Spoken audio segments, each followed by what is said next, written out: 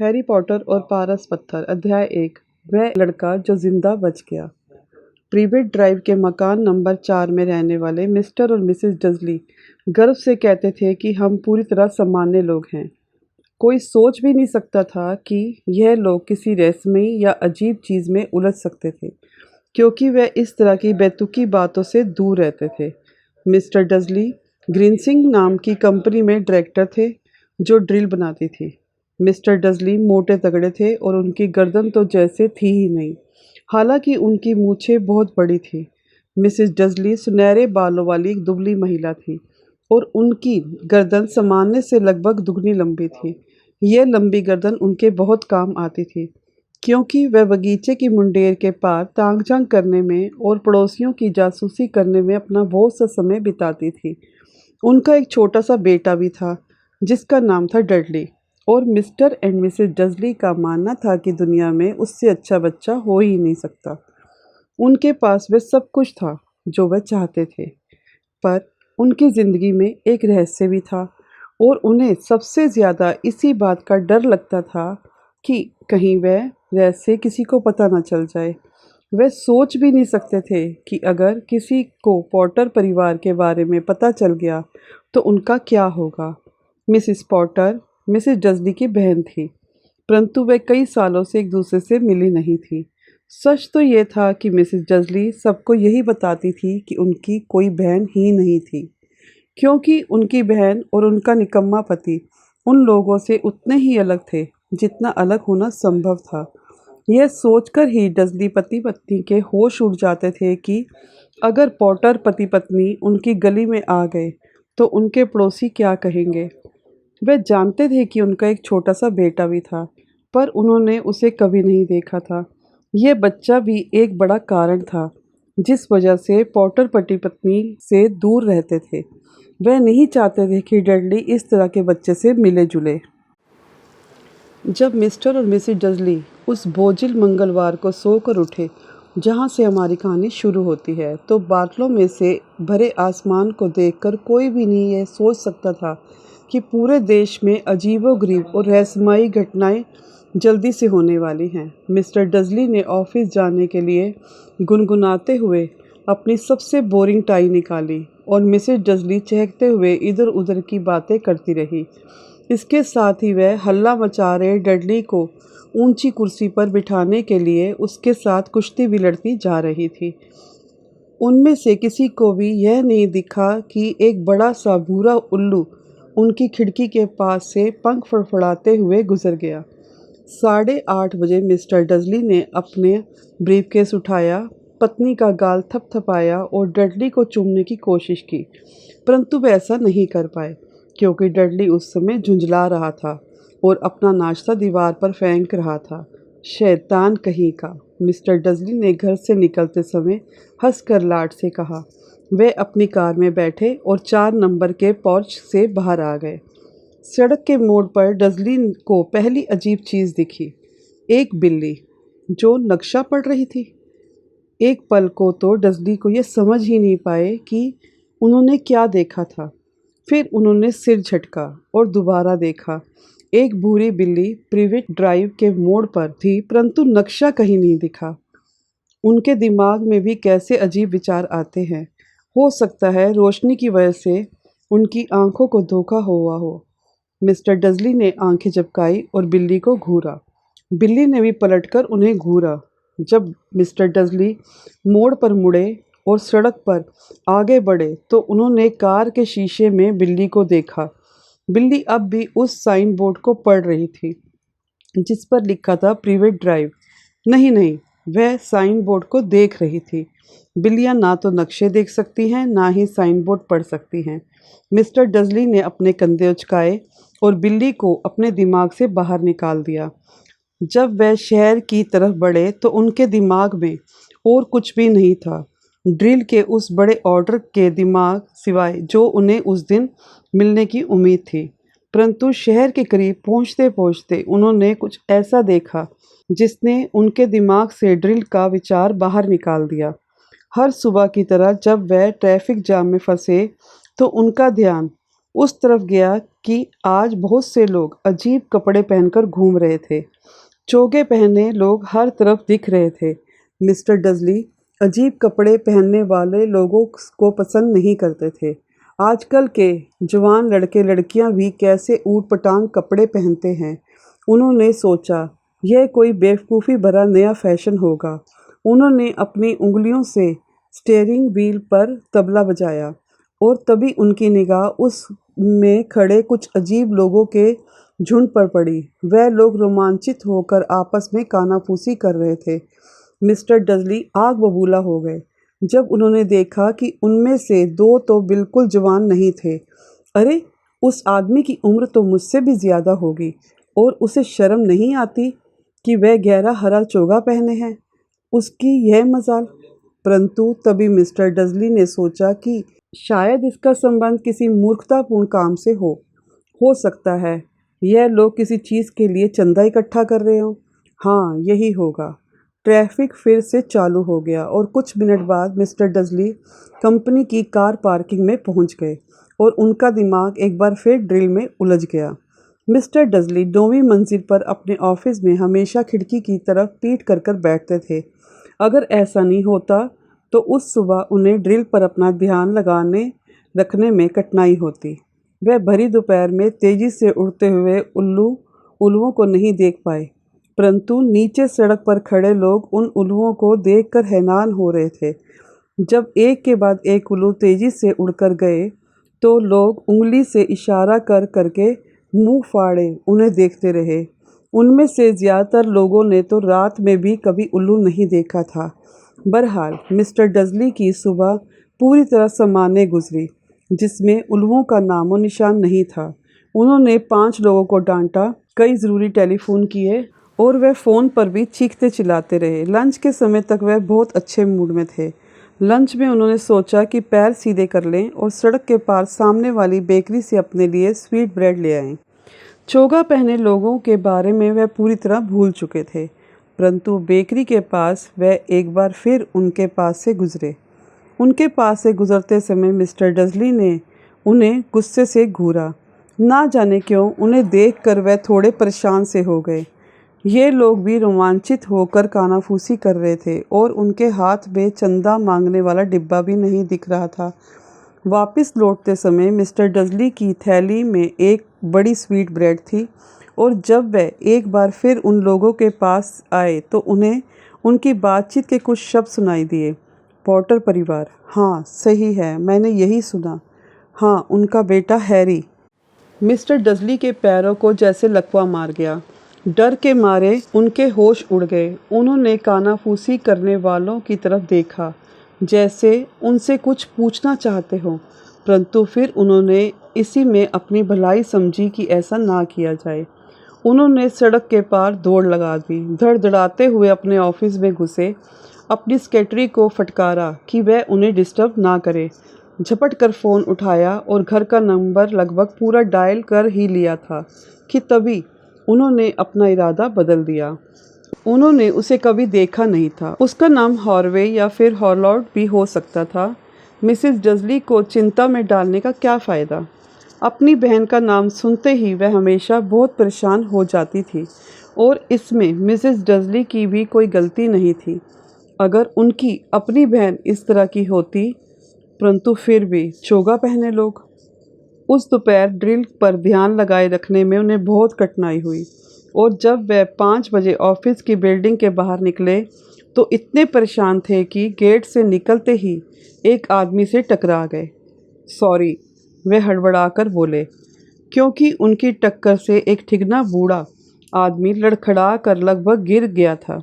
कुछ सेकंड के बाद जाकर मिस्टर डजली का ध्यान इस तरफ गया कि उस आदमी ने बैंगनी चोगा पहन रखा था। टकराने और ज़मीन पर लगभग गिर जाने के बाद भी वह कतई नाराज़ या परेशान नहीं दिख रहा था। इसकी बजाय उसके चेहरे पर चौड़ी मुस्कान खिली थी। उसने अपनी चिंचियाती सी कांपती आवाज़ से कहा और उसकी आवाज़ इतनी अजीब थी कि आसपास के लोग उसे घूरने लगे। कोई बात नहीं, आज मुझे कोई भी चीज़ परेशान नहीं कर सकती। खुशियाँ मनाओ क्योंकि तुम जानते हो कि कौन अब आखिरकार चला गया है। आज का दिन इतनी खुशी का है कि तुम्हारे जैसे मगलुओं को भी जश्न मनाना चाहिए। और फिर उस बूढ़े ने मिस्टर डजली की कमर में हाथ डालकर उन्हें गले लगाया और वहाँ से चल दिया। मिस्टर डजली वहीं किसी पेड़ की तरह खड़े रह गए। एक अजनबी ने उन्हें गले लगाया था। यही नहीं, उसने उन्हें मगलू भी कहा था, चाहे उसका जो भी मतलब होता हो। उनके दिमाग के पुर्जे हिल चुके थे। वे अपनी कार की तरफ लपके और घर की तरफ चल दिए। उन्हें आशा थी कि यह सब बातें उनकी कल्पना की उपज होंगी, और वह आशा उन्होंने आज से पहले कभी नहीं की थी, क्योंकि वे कल्पना की उड़ान को पसंद नहीं करते थे। जब वे अपने घर के पोर्च के अंदर घुसे तो उन्होंने जो पहली चीज़ देखी उसे देखकर उनका दिमाग और ख़राब हो गया। जिस भूरी बिल्ली को उन्होंने सुबह देखा था वह अब भी उनके बगीचे की मुंडेर पर बैठी हुई थी। उन्हें पूरा विश्वास था कि यह वही बिल्ली थी, क्योंकि इसकी आंखों के चारों तरफ उसी तरह के निशान थे। शू! मिस्टर डजली ने ज़ोर से चिल्लाए। बिल्ली टस से मस नहीं हुई। इसकी बजाय उसने मिस्टर डजली की तरफ घूर कर देखा। मिस्टर डजली हैरान रह गए।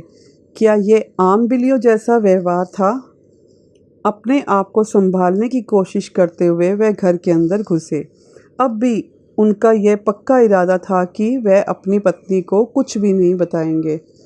मिसेस डजली का दिन बहुत अच्छा और सामान्य गुजरा था। उन्होंने डिनर पर अपने पति को बताया कि पड़ोसन की अपनी बेटी के साथ क्या समस्याएं चल रही हैं, और डडली ने एक नया वाक्य सीखा है, नहीं करूँगा। मिस्टर डजली ने सामान्य व्यवहार करने की कोशिश की। जब डडली को सुला दिया गया तो वह समय रहते ड्राइंग रूम में गए ताकि रात के समाचार अंतिम बार सुन सके। और अंत में हर जगह के लोग बता रहे थे कि इस देश में उल्लुओं की हरकतें आज बहुत अजीब थी। हालांकि उल्लू आम तौर पर रात को ही शिकार करते हैं और दिन की रोशनी में शायद भी कभी दिखते हैं, परंतु आज सूरज उगने के बाद से उल्लू हर दिशा में उड़ते दिखाई दिए। विशेषज्ञ यह नहीं बता पा रहे हैं कि उल्लुओं ने अचानक अपने सोने का समय क्यों बदल दिया है। समाचार पढ़ने वाले ने मुस्कुराते हुए कहा, बड़ी अजीब बात है। और अब मौसम की जानकारी जिम मेगाफिन से। जिम, क्या आज रात भी उल्लुओं की बारिश होने की संभावना है? हेलो टेड, मौसम विशेषज्ञ ने कहा, मैं उसके बारे में नहीं जानता, परंतु आज सिर्फ उल्लुओं की हरकतें अजीब नहीं थी। केंट, यॉर्कशायर और डंडी के दर्शकों ने आज मुझे फ़ोन करके बताया कि मैंने कल जिस बारिश का वादा किया था उसकी जगह आज आसमान से उल्काओं की बारिश हुई। शायद लोग बॉनफायर नाइट का त्यौहार थोड़ी जल्दी मना रहे हैं। यह अगले सप्ताह है दोस्तों, परंतु आज की रात निश्चित रूप से पानी बरसेगा। मिस्टर डजली अपनी कुर्सी पर बर्फ़ की तरह जमे रह गए। पूरे ब्रिटेन में उल्काओं की बारिश, दिन की रोशनी में उल्लुओं का उड़ना, हर जगह चौगे में घूम रहे रहस्यमय लोग, या पॉटर परिवार के बारे में कानाफूसी। मिसेस डजली 2 कप चाय लेकर ड्राइंग रूम में आई। अब बताए बिना कोई चारा नहीं था। उन्हें अपनी पत्नी को कुछ तो बताना ही पड़ेगा। उन्होंने घबराते हुए गला साफ किया। हो पेटूनिया डियर, हाल में तुम्हारी बहन की कोई खबर मिली क्या? जैसा उन्होंने सोचा था, यह सुनकर मिसेस डजली को झटका लगा और गुस्सा भी आया। आम तौर पर वह लोग यही जताते हैं थे कि मिसेस डजली की कोई बहन नहीं थी। नहीं, उन्होंने तीखी आवाज़ में जवाब दिया। क्यों? समाचार में अजीब खबरें आ रही थी। मिस्टर डजली ने सहमी हुई आवाज़ में कहा, उल्लू, उल्काएँ और शहर में आज बहुत से अजीब तरह के लोग घूम रहे थे। तो मिसेस डजली ने तमतमा कर पूछा, तो मैंने सोचा शायद कहीं हो ना हो इसका संबंध उन लोगों से, उनकी तरह के लोगों से तो नहीं। मिसेस डजली होठ सिकोड़कर अपनी चाय पीती रही। मिस्टर डजली ने विचार किया कि क्या उनमें अपनी पत्नी को यह बताने की हिम्मत थी कि उन्होंने पॉटर का नाम सुना है। अंत में वह इस नतीजे पर पहुँचे कि उनमें इतनी हिम्मत नहीं थी। इसकी बजाय वह जितने सामान्य ढंग से कह सकते थे उन्होंने कहा, उनका बेटा, उसकी उम्र भी अपने डडली के जितनी ही होगी ना, है ना? मेरा ख्याल से उतनी ही होनी चाहिए, मिसेस डज़ली ने कड़क कर कहा। वैसे उसका नाम क्या है? हॉवर्ड है ना? हैरी। और मेरा ख्याल है ये बहुत ही घटिया और सड़क छाप नाम है। और नहीं तो क्या, मिस्टर डज़ली बोले, और उनका दिल पूरी तरह से डूबता जा रहा था। बिल्कुल ठीक कहा, मेरा भी यही ख्याल है। जब वह लोग सोने के लिए ऊपर वाली मंजिल पर गए तो इसके बाद मिस्टर डज़ली इस विषय पर एक शब्द नहीं बोले। जब मिसेस डज़ली बाथरूम में थी तो मिस्टर डज़ली चुपके से बेडरूम की खिड़की के पास गए और उन्होंने सामने वाले बगीचे में झांका। बिल्ली अब भी वही थी। वो प्रिवेट ड्राइव के मोड़ पर नजरें गड़ाए थी, जैसे उसे किसी का इंतजार था। क्या ये उनके मन का वहम था या फिर इस सब से पॉटर परिवार का कोई संबंध था? अगर ऐसा था और अगर किसी को यह पता चल जाए कि उनका संबंध ऐसे लोगों से है तो बहरहाल यह तय था कि वह सब सहन नहीं कर पाएंगे। मिस्टर और मिसेस डज़ली बिस्तर पर लेट गए। मिसेस डज़ली तो तत्काल ही सो गई, परंतु मिस्टर डज़ली जागते रहे और मन ही मन सारी बातें याद करते रहे। सोने से पहले उनके मन में तसल्ली देने वाला आखिरी विचार यही था कि अगर पॉटर परिवार का इन अजीब घटनाओं से कोई संबंध हो भी, तो भी डरने की कोई बात नहीं थी, क्योंकि वह उनके और मिसेस डज़ली के पास भला क्यों आएंगे। पॉटर पति पत्नी बहुत अच्छी तरह से जानते थे कि उनके और उनके जैसे लोगों के बारे में पेटूनिया और वह किस तरह का विचार रखते थे। मिस्टर डज़ली को समझ में नहीं आ रहा था कि वह और पेटूनिया किसी ऐसी चीज़ में किस तरह से उलझ सकते थे जो इस समय हो रही होगी। उन्होंने उबासी ली और करवट बदली। इसका उन पर कोई असर नहीं हो सकता था। उनका अंदाज़ा कितना गलत था। मिस्टर डज़ली भले ही कच्ची नींद में सो गए थे, पर बाहर मुंडेर पर बैठी बिल्ली की आंखों में नींद का नामो निशान नहीं था।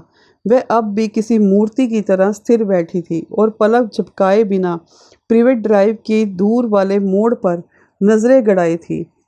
जब बगल वाली सड़क पर एक कार का दरवाज़ा भड़ाक से बंद हुआ तो भी वो नहीं हिली, ना ही तब जब दो उल्लू उसके सिर के ऊपर से उड़ते हुए गए। दरअसल लगभग आधी रात के करीब ही ये बिल्ली अपनी जगह से हिली। बिल्ली जिस मोड़ पर नजरें जमाए थी वहाँ एक आदमी प्रकट हुआ।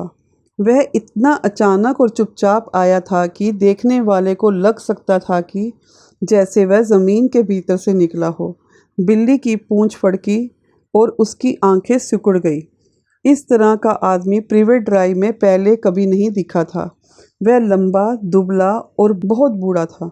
उसकी उम्र उसके बालों और दाढ़ी की सफ़ेदी से पता चलती थी, जो दोनों ही इतने लंबे थे कि वह उन्हें अपनी बेल्ट के नीचे खोस सकता था। वह लंबी दुशाला ओढ़े था। उसका जामनी चोगा ज़मीन पर घिसिट रहा था और उसने ऊंची एड़ी के बक्कल वाले जूते पहन रखे थे। आधे चांद के आकार वाले चश्मे के पीछे से दिखती उसकी नीली आंखें साफ और चमकदार थी। उसकी नाक बहुत लंबी और मुड़ी हुई थी, जैसे उसे कम से कम 2 बार तोड़ा गया हो। इस आदमी का नाम था एल्बस डम्बलडोर। एल्बस डम्बलडोर को शायद इस बात का एहसास नहीं था कि वह अभी-अभी एक ऐसी सड़क पर आ गए थे जहां उनके नाम से लेकर उनके जूते तक किसी भी चीज़ को पसंद नहीं किया जाता।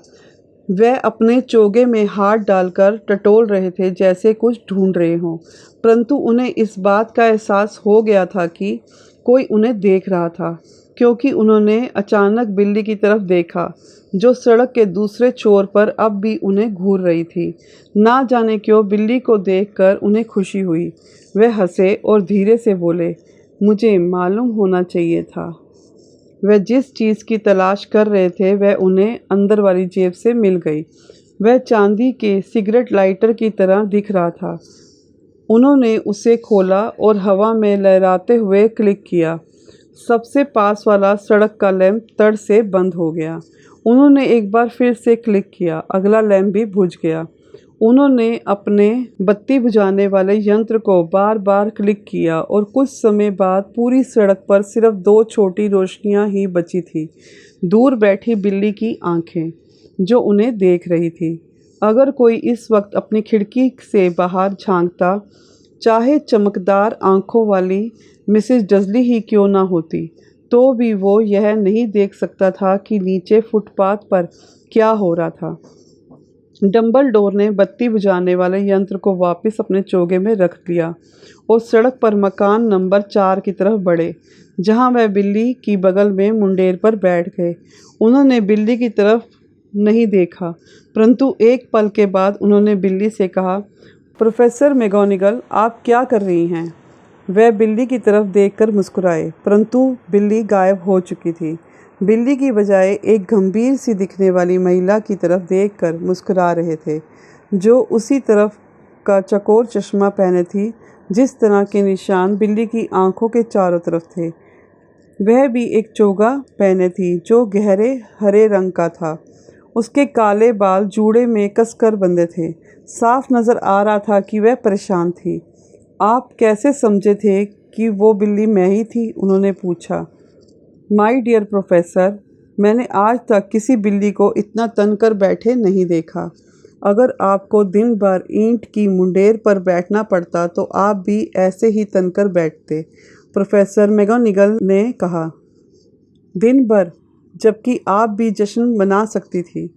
यहाँ आते समय मैं रास्ते में दर्जन भर दावतों और समारोह के पास से होता हुआ आ रहा हूँ। प्रोफेसर मैगोनिगल गुस्से से गुर्राई। अरे हाँ, सब जश्न मना रहे हैं, उन्होंने बेचैन होकर कहा। वैसे समझदारी इसी में होती है कि वह थोड़े सावधान रहते, परंतु नहीं। यहाँ तक कि मगलू भी जान गए हैं कि कोई अजीब चीज़ हुई है। उनके समाचारों में यह खबर थी। उन्होंने अपना सिर को डजली के अंधेरे ड्राइंग रूम की तरफ खिड़की की तरफ झटके से मोड़ा। मैंने समाचार सुने थे। उल्लुओं के झुंड, उल्काएं। वह लोग पूरी तरह मूर्ख नहीं हैं, उन्हें पता चलना ही था। कैंट में उल्काओं की बारिश। मैं शर्त लगाकर कह सकती हूँ यह डेडलेस डिगल का काम होगा। उसमें धेले भर की भी अक्ल नहीं है। आप उन्हें दोष कैसे दे सकती हैं? डंबलडोर ने नरमी से कहा। 11 साल से हमारे पास जश्न मनाने की कोई वजह नहीं थी। मैं जानती हूँ, प्रोफेसर मैगोनिगल ने चिढ़ते हुए कहा, परंतु इसका मतलब यह नहीं कि लोग बेवकूफ़ी पर ही उतर आए। लोग सरासर लापरवाही कर रहे हैं। उन्हें मगलुओं जैसे कपड़े तक नहीं पहने थे। चोगे पहनकर भरी दोपहर में सड़कों पर घूम रहे थे और अफवाहें फैला रहे थे। फिर उन्होंने डंबलडोर पर तीखी तिरछी निगाह डाली, मानो उम्मीद कर रही हो कि वह कुछ कहेंगे, परंतु चूंकि उन्होंने ऐसा नहीं किया, इसलिए वह आगे बोलती रही। कितना बढ़िया रहेगा अगर जिस दिन तुम जानते हो कि कौन आखिरकार गायब हो गया है, उसी दिन मगलुओं को हमारे बारे में पता चल जाए। मुझे लगता है कि वह सचमुच चला गया है ना डंबलडोर? लगता तो ऐसा ही है, डंबलडोर ने कहा। हमें बहुत सी चीज़ों के लिए ऊपर वाले का एहसान मानना चाहिए। क्या आप शरबत लेमन लेंगी? क्या? शरबत लेमन? एक तरह की मगलू मिठाई जो मुझे बहुत पसंद है।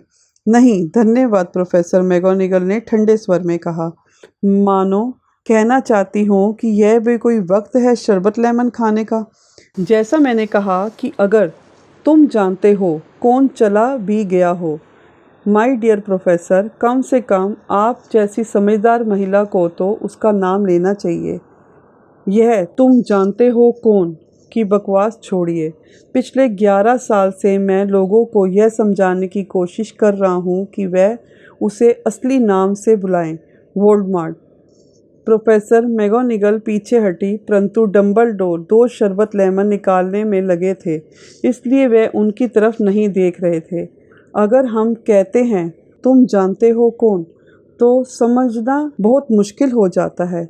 मुझे कभी नहीं लगा कि वोल्डेमॉर्ट का नाम लेने में कोई डरने की कोई ज़रूरत है। मैं जानती हूँ कि आप नहीं डरते, प्रोफेसर मैगोनिगल ने कहा। उनकी आवाज़ में आधी तारीफ और आधी उलझन साफ सुनाई दे रही थी। आपकी बात अलग है। सब जानते हैं कि आप ही वह अकेले आदमी हैं जिससे तुम जानते हो। अरे अच्छा, वोल्डेमॉर्ट डरता था। आप मेरी ज़रूरत से ज़्यादा तारीफ़ कर रही हैं, डम्बलडोर ने शांति से कहा।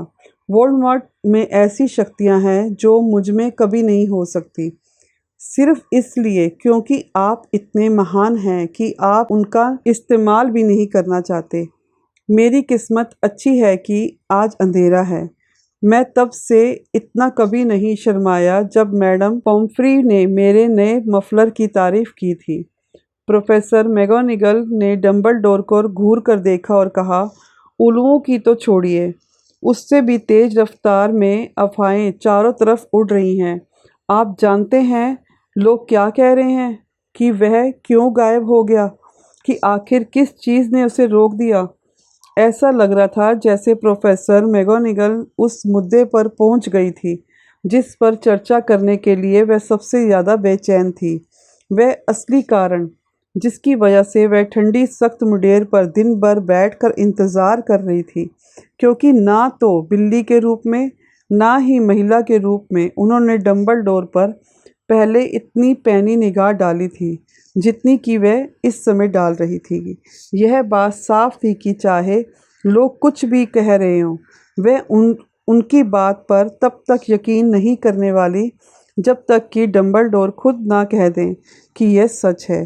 परंतु डंबलडोर इस समय एक और शरबत लेमन छांट रहे थे और उन्होंने कोई जवाब नहीं दिया। प्रोफेसर मैगोनिगल ने जोर देकर आगे कहा, लोग कह रहे हैं कि वोल्डेमॉर्ट कल रात को गॉड्रिक होलो में पॉटर परिवार की तलाश में गया था। अफवाह यह है कि लिली और जेम्स पॉटर कि वे लोग मर चुके हैं। डंबलडोर ने सिर झुकाया। प्रोफेसर मैगोनिगल के मुंह से आह निकल गई। लिली और जेम्स, मुझे विश्वास नहीं हो रहा है। वह इस पर विश्वास नहीं करना चाहती थी। ओ एल्बस! डंबलडोर आगे बढ़े और उन्होंने प्रोफेसर मैगोनिगल का कंधा थपथपाया। मैं जानता हूँ, उन्होंने भारी आवाज़ में कहा। आगे बोलते समय प्रोफेसर मैगोनिगल की आवाज़ थरथरा रही थी। यही नहीं, लोग तो यह भी कह रहे हैं कि उसने उनके बेटे हैरी पॉटर को भी मारने की कोशिश की, परंतु वह उस छोटे से बच्चे को नहीं मार पाया। कोई नहीं जानता कि क्यों और कैसे, परंतु लोग कह रहे हैं कि जब वोल्डेमॉर्ट हैरी पॉटर को नहीं मार पाया तो उसकी शक्ति नष्ट हो गई और इसलिए वह गायब हो गया। डंबलडोर ने उदास होकर सिर हिलाया। यह सच है? प्रोफेसर मैगोनिगल ने हकलाते हुए कहा। जब वह इतना कुछ कर चुका है, जब वह इतने सारे लोगों को मार चुका है, इसके बाद भी वह एक छोटे बच्चे को नहीं मार पाया, बड़ी हैरानी की बात है। उसे रोकने वाला कौन था? परंतु भगवान के लिए मुझे यह बताएं कि हैरी कैसे बच गया। हम सिर्फ अंदाज़ा लगा सकते हैं, डंबलडोर ने कहा। शायद हम इसका कारण कभी नहीं जान पाएंगे। प्रोफेसर मैगोनिगल ने जाली वाला रुमाल निकाला और चश्मे के नीचे अपनी आंखें पोंछी। डंबलडोर ने गहरी सांस खींचते हुए अपनी जेब में से एक सुनहरी घड़ी निकाली और उसे ध्यान से देखा। यह घड़ी बहुत विचित्र थी क्योंकि इसमें 12 कांटे थे और अंक एक भी नहीं था। इसके बजाय इसके किनारे पर छोटे ग्रह घूम रहे थे। बहरहाल इससे डंबलडोर को कुछ समझ में आ गया होगा क्योंकि उन्होंने इसे वापस अपनी जेब में रख लिया और कहा, हैग्रिड को देर हो गई। वैसे मुझे लगता है उसने आपको बताया ही होगा कि मैं यहाँ आने वाला हूँ। हाँ, प्रोफेसर मैगोनिगल ने कहा, और मुझे नहीं लगता कि आप मुझे यह बताएंगे कि आप कहीं और जाने की बजाय यहाँ क्यों आए हैं। मैं हैरी को उसके अंकल आंटी के पास छोड़ने आया हूँ। अब उसके परिवार के नाम पर सिर्फ यही लोग बचे हैं। आप यह तो नहीं कहना चाहते आपका इशारा उन लोगों की तरफ तो नहीं है जो यहाँ पर रहते हैं?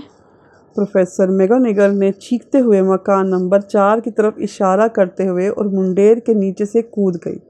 डंबलडोर, आप ऐसा नहीं कर सकते। मैंने दिन भर इन लोगों को देखा है। दुनिया में आपको ऐसे 2 लोग नहीं मिल सकते जो हमसे इतने अलग हों, और उनका एक बेटा भी है। मैंने देखा है कि वह अपनी माँ को पूरी सड़क पर लात मारता जा रहा था और मिठाई खाने की जिद कर रहा था। हैरी पॉटर यहाँ आकर रहेगा?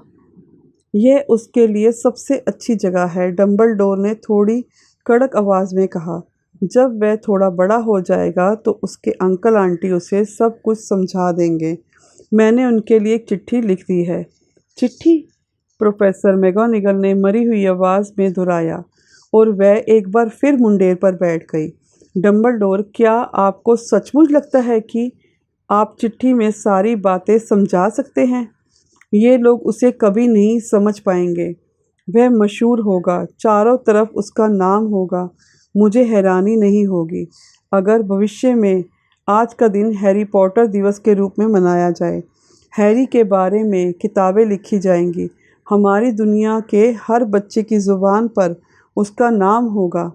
बिल्कुल ठीक कहा। डम्बलडोर अपने आधे चांद के आकार के चश्मे के ऊपर से गंभीरता से देखते हुए बोले, यह किसी भी बच्चे का दिमाग खराब करने के लिए काफ़ी है।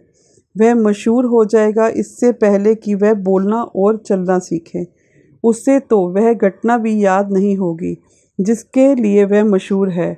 क्या आपको नहीं लगता कि अगर वह इस सब से दूर रहकर बड़ा हो तो ज़्यादा अच्छा होगा, जब तक कि वह इसे झेलने के लिए तैयार न हो जाए? प्रोफेसर मैगोनिगल ने अपना मुंह खोला, फिर अपना इरादा बदलकर अपने विचार को निगला और आगे कहा, हाँ हाँ, आप ठीक कह रहे हैं। परंतु डम्बलडोर, वह बच्चा यहाँ आएगा कैसे? उन्होंने अचानक डम्बलडोर के चोगे को घूरा, जैसे उन्हें लग रहा हो कि हैरी इसी में छुपा है। हैग्रिड उसे ला रहा है।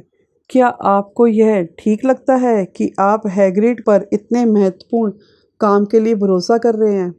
मुझे हैग्रिड पर अपनी जान से ज़्यादा भरोसा है, डम्बलडोर ने कहा। मैं यह नहीं कहती कि वह दिल का बुरा है, प्रोफेसर मैगोनिगल ने मन मारकर कहा, परंतु आपको यह तो मानना ही पड़ेगा कि वह थोड़ा लापरवाह है। उसकी ये आदत है। यह कैसी आवाज़ है? एक हल्की गड़गड़ाहट की आवाज़ ने उनके चारों तरफ फैली खामोशी को तोड़ा। आवाज़ धीरे धीरे तेज़ होती गई। उन्होंने सड़क पर ऊपर की ओर नीचे की तरफ हेडलाइट की रोशनी की तलाश की और जब वह आवाज़ बहुत तेज़ हो गई तो उन्होंने ऊपर आसमान की तरफ देखा। एक बड़ी मोटरसाइकिल हवा में से निकलकर नीचे उतरी और उनके सामने सड़क पर आकर खड़ी हो गई। मोटरसाइकिल बहुत बड़ी थी, परंतु यह उस आदमी के मुकाबले में कुछ भी नहीं थी जो उस पर बैठा हुआ था। वह आदमी आम आदमी की तुलना में दुगना लंबा था और कम से कम 5 गुना चौड़ा था। वह एकदम जंगली लग रहा था क्योंकि काले बालों और दाढ़ी की लंबी लटों ने उसके ज़्यादातर चेहरे को छुपा कर रखा था। उसके हाथ कूड़ेदान के ढक्कन जितने बड़े थे और चमड़े के जूते में उसके पैर बेबी डफलिन के तरह लग रहे थे। उसकी विशाल शक्तिशाली बाहें में कंबलों की एक पोटली थी। हैग्रिड, डम्बलडोर ने राहत की सांस लेते हुए कहा, आखिर तुम आ ही गए। और तुम्हें यह मोटरसाइकिल कहाँ से मिली? उधार ली, प्रोफेसर डम्बलडोर। सर, हैग्रिड ने मोटरसाइकिल से सावधानी से उतरते हुए कहा, सीरियस ब्लैक ने यह हमें उधार दी है। हम उसे ले आए, सर। कोई मुश्किल तो नहीं हुई? नहीं सर, घर तो लगभग पूरी तरह तबाह हो गया था, परंतु इससे पहले कि मगलू चारों तरफ जमा हो जाते, हम उसे सही सलामत बाहर निकाल लाए। जब हम ब्रिस्टल के ऊपर से उड़ रहे थे तो उसकी नींद लग गई थी। डम्बलडोर और प्रोफेसर मैगोनिगल आगे झुके और उन्होंने कंबलों की पोटली के ऊपर से झांका। अंदर एक छोटा सा बच्चा था जो गहरी नींद में सो रहा था। उसके माथे पर काले घने बालों के गुच्छे के नीचे उन्हें एक अजीब से आकार का घाव दिख रहा था, जैसे वहाँ पर बिजली गिरी हो। क्या यहीं पर? प्रोफेसर मैगोनिगल ने फुसफुसाते हुए पूछा। हाँ, डम्बलडोर ने कहा, उसके माथे पर यह निशान जिंदगी भर रहेगा। क्या आप इस बारे में कुछ कर सकते हैं, डम्बलडोर? अगर मैं कर भी सकता तो भी नहीं करता। घाव के निशान कई बार बहुत काम आते हैं। मेरे खुद के बाएं घुटने पर के ऊपर एक निशान है जो लंदन के अंडरग्राउंड का बेहतरीन नक्शा है। खैर, उसे मुझे दे दो हैग्रिड, अच्छा रहेगा। अगर हम इस काम को जल्दी से निपटा लें। डंबलडोर ने हैरी को अपनी बाहों में ले लिया और डज़ली के घर की तरफ मुड़े। क्या हम उसे गुड बाय कर सकते हैं सर? हैग्रिड ने पूछा। उसने अपना बड़ा जबरीले बालों वाला सिर हैरी पर झुकाया और अपने लटकते बालों को छुआते हुए उसे बहुत हल्के से चूम लिया। फिर अचानक हैग्रिड के मुंह से ऐसी आवाज़ निकली जैसे कोई घायल कुत्ता रो रहा हो। प्रोफेसर मैगोनिगल दबी आवाज़ में बोली, मगलू जाग जाएंगे। सॉरी, हैग्रिड ने सिसकते हुए कहा। उसने एक बड़ा सा धब्बेदार रुमाल निकाला और उसमें अपना चेहरा छुपा लिया। परंतु हम इसे सहन नहीं कर सकते। लिली और जेम्स मर चुके और बेचारे छोटे से बच्चे हैरी को मगलुओं के साथ रहना पड़ेगा। हाँ हाँ, बड़े दुख की बात है, पर अपने आप को संभालो हैग्रिड, वरना लोग हमें देख लेंगे, प्रोफेसर मैगोनिगल ने फुसफुसाते हुए कहा। जब डंबलडोर बगीचे के नीची दीवार को लांघकर सामने वाले दरवाजे तक गए तो प्रोफेसर मैगोनिगल हैग्रिड की बाह को डरते डरते थपथपा रही थी। डंबलडोर ने हैरी को दरवाजे की सीढ़ियों पर धीरे से लिटा दिया। अपने चोगे से एक चिट्ठी निकाली, उसे हैरी के कंबलों के अंदर सावधानी से रखा और इसके बाद वह उन दोनों के पास लौट आए। पूरे 1 मिनट तक वह तीनों खड़े रहे और उस छोटी सी पोटली को निहारते रहे। हैग्रिड के कंधे हिल रहे थे। प्रोफेसर मैगोनिगल की पलकें लगातार झपक रही थी और डंबलडोर की आंखों में भी चमक आम तौर पर नज़र आती थी, वह इस समय नहीं दिख रही थी। तो डंबलडोर ने अंत में कहा, अब हमारा काम ख़त्म हो गया। अब यहाँ रुकने की कोई ज़रूरत नहीं। अच्छा होगा कि हम यहाँ से चल दें और जश्न में शामिल हो जाएं। हाँ, हैग्रिड ने बहुत दबी हुई आवाज़ में कहा, हम ये मोटरसाइकिल सीरियस ब्लैक को लौटा देते हैं। Good night professor McGonigal. Professor Dumbledore sir. अपने बहते हुए आंसुओं को अपनी जैकेट की आस्तीन से पोंछते हुए हैग्रिड मोटरसाइकिल पर सवार हुआ और किक मारकर उसके इंजन में जान डाल दी। फिर तेज़ गरज के साथ मोटरसाइकिल हवा में उठी और रात के अंधेरे में गुम हो गई। प्रोफेसर मैगोनिगल, मुझे आशा है कि आपसे जल्दी ही मुलाकात होगी, डंबलडोर ने सिर हिलाते हुए कहा। प्रोफेसर मैगोनिगल ने जवाब में अपनी नाक सिकोड़ी। डंबलडोर मुड़े और सड़क पर चल दिए। मोड़ पर जाकर वह रुके और अपना चांदी का बत्ती बुझाने वाला यंत्र बाहर निकाला।